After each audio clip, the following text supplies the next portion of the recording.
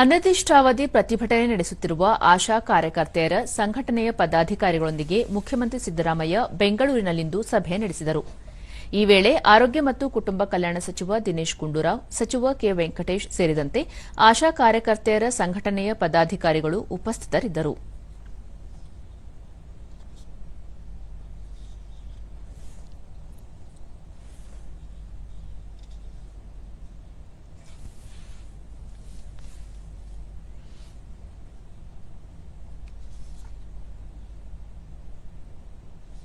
ಈ ನಡುವೆ ಮೈಸೂರಿನಲ್ಲಿ ಸುದ್ದಿಗಾರರೊಂದಿಗೆ ಸಿದ್ದರಾಮಯ್ಯ ಆಶಾ ಕಾರ್ಯಕರ್ತೆಯರಿಗೆ ನೀಡುತ್ತಿದ್ದ 8,000 ರೂಪಾಯಿ ಮೊತ್ತವನ್ನು 10,000 ರೂಪಾಯಿಗೆ ಹೆಚ್ಚಿಸಲು ನಿರ್ಧರಿಸಲಾಗಿದೆ. ಹೀಗಾಗಿ ಅವರು ಪ್ರತಿಭಟನೆಯನ್ನು ಹಿಂಪಡೆಯಲು ಸಮ್ಮತಿಸಿದ್ದಾರೆ. ಭತ್ಯೆ ಸೇರಿದಂತೆ ಪ್ರತಿ ತಿಂಗಳು 10,000 ರೂಪಾಯಿ ನೀಡಲು ಒಪ್ಪಿಗೆ ನೀಡಲಾಗಿದೆ ಎಂದು ಹೇಳಿದರು.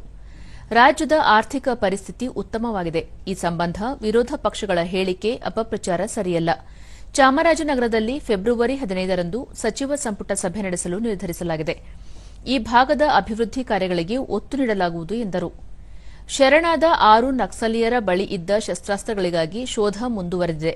ನಕ್ಸಲೀಯರು ಇನ್ನೂ ಇದ್ದರೆ ಶಸ್ತ್ರಾಸ್ತ್ರಗಳನ್ನು ಬಿಟ್ಟು ಮುಖ್ಯವಾಹಿನಿಗೆ ಬನ್ನಿ ಎಂದು ಮನವಿ ಮಾಡಿದರು. ಶಸ್ತ್ರಾಸ್ತ್ರಗಳು ಇದ್ದಾವೆ, ಅವನು ಕೂಡ ಮಾಜರ್ ಮಾಡಿ ಅವರು ನಕ್ಸಲೈಟ್ಸು ಇರಬಾರ್ದು ಅಂತಕ್ಕಂಥದ್ದು ನಮ್ಮ ಉದ್ದೇಶ.